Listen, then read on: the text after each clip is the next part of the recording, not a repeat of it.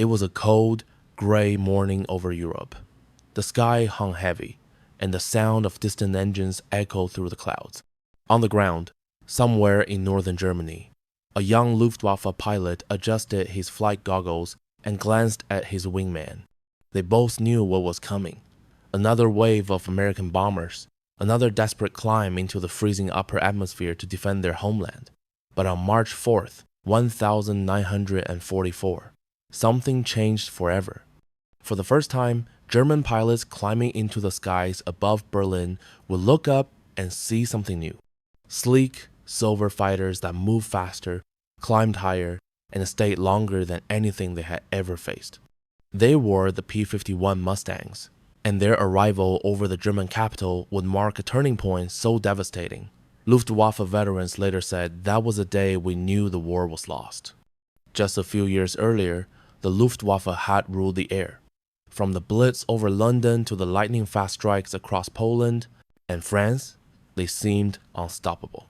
The Messerschmitt Bf 109 and Focke-Wulf 190 were symbols of a terrifyingly efficient war machine. But by 1944, the war in the air had changed. The Allies were coming not just in small groups, not just by night. They were coming by the hundreds in vast armadas of bombers that filled the sky. Their targets were the factories, the railways, and the cities that powered the Nazi war effort. Berlin, the heart of Hitler's empire, was no longer safe. Yet the German high command had one critical advantage: range. Until early 1944, American bombers, the massive B-17 Flying Fortresses, and B-24 Liberators could fly deep into German territory, but their escort fighters couldn't follow them all the way. The nimble P-47 Thunderbolts and P-38 Lightnings simply didn't have the range to go to Berlin and back. Once the escorts turned home, the bombers were on their own easy prey for the Luftwaffe. The Germans knew this weakness, and they used it mercilessly. Dozens of bomber formations were torn apart over Germany in 1943. American crews called it the Black Season. Losses were so high that even the most determined generals began to wonder if daylight bombing was suicide. But then came a new sound, the growl of a Rolls-Royce Merlin engine. Originally a British design, the Merlin was mounted onto an American airframe called the P-51 Mustang. The result was something entirely new: a long-range escort fighter that could go the distance, fight the Luftwaffe, and still bring its pilot home. It was fast, deadly, and most importantly, it could reach Berlin. In the winter of 1943, the first P-51 seconds began arriving in Europe. American pilots, many of them still in their 20s, instantly knew they had something special. They called it the Cadillac of the sky. It was beautiful and brutal at the same time, capable of slicing through the clouds at over 400 miles an hour with 6 50 caliber machine guns, ready to shred anything that came too close. And on March 4th, 1944, the P-51 seconds would finally prove what they could do. That morning, hundreds of B-17 seconds from the 8th Air Force lifted off from bases in England. Their target, Berlin itself. The German capital had been bombed before by the British at night, but never like this, never by day, never under the watchful eyes of escort fighters. As the bomber crews settled into formation, they looked out their frosted windows and saw them small, sleek aircraft sliding alongside, their wingtips flashing in the sunlight. The Mustangs. For the first time, the bombers would not be alone on their way to the heart of Nazi Germany. Down below, radar operators in Germany spotted the incoming formations. Warning sirens echoed through airfields, and Luftwaffe squadrons scrambled into the sky. Seasoned aces men with dozens of kills tightened their gloves, throttled up, and prepared to do what they had always done: attack the bombers before they reached Berlin. But when they broke through the clouds, they saw something that made their stomachs drop. These weren't the slow, unescorted targets they were used to. These bombers were flanked, defended by fighters that shouldn't have been there. Fighters that had flown all the way from England, across hundreds of miles of occupied Europe, to the skies above Berlin. The Germans couldn't believe it. It defied everything they thought they knew about Allied aircraft. Some thought they were British Spitfires, impossible at that altitude and distance. Others assumed they must be a new short-range interceptor, soon to turn back. But as the dogfights began, they realized the terrifying truth. The Mustangs weren't turning back at all. The Americans were here to stay. Within minutes, the sky over Germany erupted. Silver wings flashed, tracers streaked through the thin air, and the once invincible Luftwaffe found itself outnumbered and outmaneuvered. The P-51 seconds cut through their formations with deadly precision, protecting the bombers with a level of aggression the Germans hadn't seen since the early days of the war. For the first time, the hunters became the hunted. That day, over Berlin, the Luftwaffe suffered a psychological defeat far greater than the physical one. Pilots who had once believed in their total air superiority began to understand the tide had turned. In the weeks that followed, word spread fast through the German ranks. Stories whispered in airfields and mess halls. The Americans have new fighters. They can fly to Berlin now. And deep inside the walls of the Reich Air Ministry, even Hermann Göring, the man who once promised that not a single enemy bomber would reach Berlin, was forced to face the truth. His air force, once the pride of Nazi Germany, was beginning to crumble. The day the P-51 seconds appeared over Berlin wasn't just another mission. It was the day the Luftwaffe's confidence broke, the day the myth of German air supremacy died in the cold March sky. But what exactly happened during that mission? How did those young American pilots manage to protect hundreds of bombers across such dangerous territory? And how did the German aces, some of the best in the world, respond to an enemy they couldn't outrun or outfight anymore? The answers lie in the details of that mission, in the radio chatter, the frantic dogfights, and the quiet realization among veteran German pilots that their skies no longer belonged to them. The morning of March 4th began like countless others on the airfields of England. Crew chiefs moved quickly across the damp runways, mechanics tightened bolts and fueled engines, and young pilots strapped into their cockpits with quiet determination. The mission brief had been clear. The target was Berlin, the heart of the Reich. It was more than just another bombing run. It was a message. The 8th Air Force was going to strike the enemy's capital in broad daylight and prove that the Allies now owned the skies. The risk was enormous. Every man in those bombers knew the odds the Luftwaffe was still strong, and Berlin's defenses were among the heaviest in the world. But this time, there was something new in their formation. The sleek, silver Mustangs of the 4th and 357th Fighter Groups. As the sun began to rise, the thunder of engines filled the air. Hundreds of bombers climbed into formation, their wings glinting in the pale light. Flying close behind and above them, the P-51 seconds took their places like silent guardians. Over the North Sea, the crews checked instruments and oxygen masks, bracing for the long flight ahead. Every man knew that once they crossed into enemy territory, there would be no turning back. Inside the Mustang cockpits, the pilots adjusted their throttle and listened to the hum of the Merlin engines. The sound was smooth, confident, a deep, steady roar that told them they were flying. Something extraordinary. One pilot later recalled, "You felt like you could take on the whole Luftwaffe and still make it home for dinner." As the formation crossed the Dutch coast, German radar picked up the signal. The alarm spread quickly, first in coastal observation posts, then to command centers deep inside Germany. Within minutes, the call went out. Find Verband IM, Anflug auf Berlin. Enemy formation approaching Berlin. Across the Reich, Luftwaffe pilots scrambled. At airfields outside Hanover, Brunswick, and Berlin, the familiar sound of DB-605 engines filled the air. Messerschmitts and Focke-Wulfs roared to life, racing down the runways and clawing into the cold morning sky. For years, these German pilots had been the masters of Europe's airspace. Many were seasoned veterans aces, with dozens of kills. They had fought over Britain, over Russia, over France. But today, they were flying into something new. As they climbed toward the bomber stream, their radios crackled with command. Somewhere above the clouds, they could already hear the distant rumble, the unmistakable drone of hundreds of heavy bombers.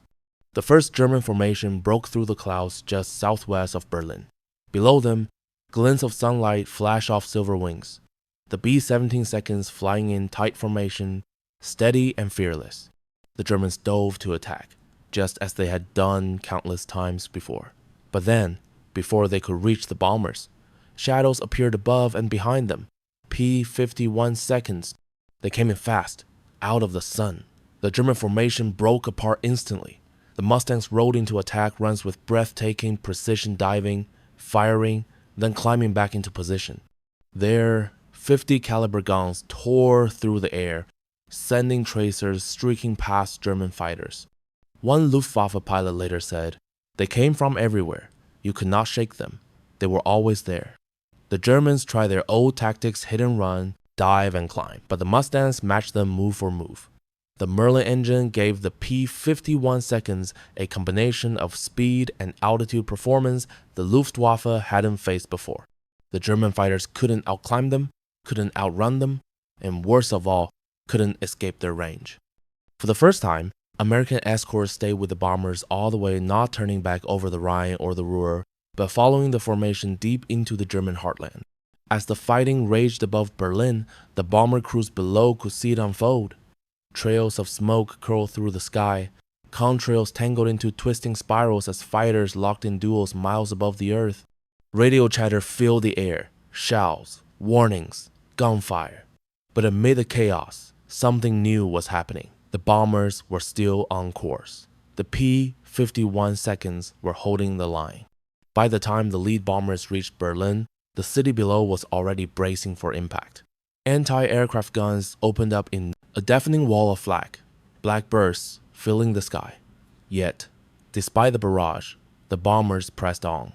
The first bombs fell over the outskirts of Berlin shortly after midday. Explosions rippled across rail yards, factories, and military depots. The sound rolled through the city, a grim reminder that no place in Germany was safe anymore.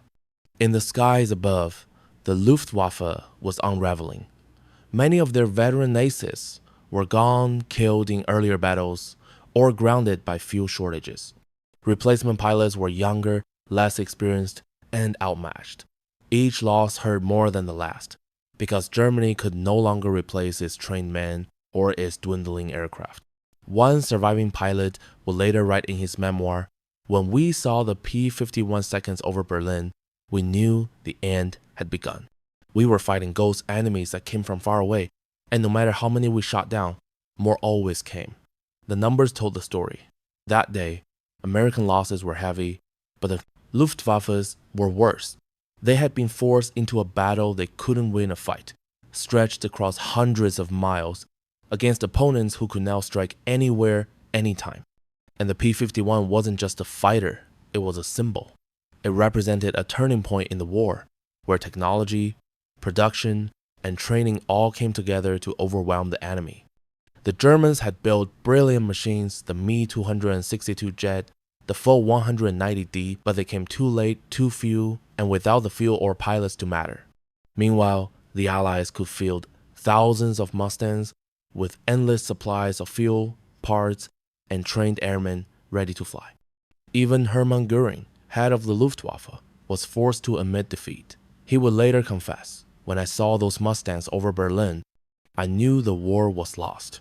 That single sentence, coming from the man who once promised absolute German air superiority, captured the moment better than any battle report could. From that day on, the P-51 Mustang became the backbone of Allied air power in Europe. It escorted bombers to Berlin, Leipzig, Dresden, and beyond, slashing through German defenses, clearing the skies, and paving the way for the coming invasion of Normandy. The psychological shift was enormous. German civilians, once confident that their air force could protect them, began to realize that the war was reaching their very doorsteps. Air raid sirens became a daily sound. Cities burned, railways were shattered. And above it all, those unmistakable silhouettes of the Mustang wings stretched, nose gleaming, became the new rulers of the sky. The Luftwaffe fought bravely, but every engagement drained them further. Fuel shortages grew worse, airfields were bombed relentlessly, and their radar network began to collapse. By the summer of 1944, the once feared German Air Force was a shadow of what it had been. All of it traced back, in spirit and in memory, to that moment in March when the P-51 first appeared over Berlin, and the men who once dominated the sky looked up and saw their future vanish into the cold, blue horizon. The smoke from the March 4th mission still hung over Berlin when night fell. Fires burned through the rail yards and factories, lighting up the sky with a dull orange glow. Inside the wreckage of what had once been the pride of the Reich's industry, the sound of distant sirens mixed with the faint, fading rumble of engines high above. For the people of Berlin, it was another day in the long and brutal war. But for the men who fought it in the air, March 4th marked something far deeper, the beginning of the end of Germany's control of the skies. In the weeks that followed, the pattern became clear. Every time the Luftwaffe scrambled to intercept incoming bombers, they found Mustangs waiting for them. The P-51 seconds didn't just protect the formations. They hunted. They swept ahead of the bombers, patrolling the skies, striking airfields, ambushing German fighters before they could even reach altitude. It was a relentless, invisible pressure, a war of exhaustion. Day after day, the Luftwaffe lost aircraft faster than they could replace them. Their aces were gone, their fuel was gone, and their confidence was gone. The P-51 had turned the war in the air from a contest into a collapse. By late spring, the numbers told the full story. Allied bombers were flying deeper into Germany than ever before. Entire cities, Hamburg, Leipzig, Munich, were now within reach. The Luftwaffe's ability to stop them had vanished. Inside the Reich's air defense headquarters, frustration turned to despair. Commanders sent desperate telegrams pleading for fuel, for spare parts, for pilots. But the trains carrying supplies were being destroyed by the very bombers the P-51 seconds escorted. Every factory, every depot, every line of transport was under attack. And in the quiet corners of airfields across Germany, grounded aircraft sat in rows, their paint peeling, their engines silent symbols of a force that had once ruled the continent. The transformation was total. In 1940, Germany's pilots had stood at the top of the world. By 1944, they were flying on fumes, outnumbered, and hunted over their own capital. The P-51 had done what no other Allied aircraft could, had taken away the Luftwaffe's greatest advantage, control of time and space. And it had given the Allies something priceless: freedom. Freedom to bomb during the day, freedom to control the air during D-Day, freedom to crush the last remnants of resistance from above. One bomber pilot later said, "When we saw those Mustangs overhead, we felt something we hadn't felt in a long time: safety. They were our angels." But for the German pilots who survived, the memory of that first encounter never faded. Some spoke of the disbelief the moment they realized the enemy was now flying over Berlin with ease. Others remembered the hopelessness, the feeling that no matter how skilled they were now outmatched by machines that seemed to have no limits. A Luftwaffe veteran later said, "That day, we saw the future, and it did not belong to us. Even high command could no longer hide the truth." Hermann Göring, once the confident architect of the Luftwaffe, reportedly stared out the window of his office in Berlin and muttered, "The Americans are now flying over my capital. My Air Force no longer exists." That single realization rippled through the entire German war machine. Without air superiority, their armies could not move freely. Their tanks were exposed. Their cities were open. The myth of invincibility, the backbone of Nazi propaganda, was shattered. And yet, beyond the statistics and the wreckage, the story of that day remains deeply human. In the cockpits of the P-51 seconds were young men who had grown up far from the battlefields of Europe, from farms in Kansas, towns in Ohio, cities in New York and California. They had crossed the ocean to fight for something most of them had never seen, and on March 4th, 1944, they made history high above a foreign land. They didn't know it then, but their mission over Berlin would change the course of the war. It would give the Allies the confidence to launch D-Day just 3 months later. It would open the skies for the final push into Germany, and for the first time, it proved beyond doubt that Nazi Germany could be reached and beaten at its very core. The P-51 Mustang went on to become a legend. Its name still carries weight among pilots and historians. It was more than a fighter plane, it was a symbol of determination, of innovation, and of the turning tide of history. The sleek lines, the powerful engine, the unmatched range, all of it came together at a moment when the world needed it most. Decades later, veterans from both sides would meet again, men who had once tried to kill each other over the skies of Berlin. One former Luftwaffe pilot reportedly told an American Mustang veteran, "When I saw you that day, I knew I couldn't win, but I respected you." And that, perhaps, is the most haunting truth of all. March 4th, 1944, wasn't just about one mission or one victory. It was about a shift in the soul of the war, a moment when courage, technology, and endurance aligned to change everything. From that day forward, the skies over Europe no longer belonged to the Reich.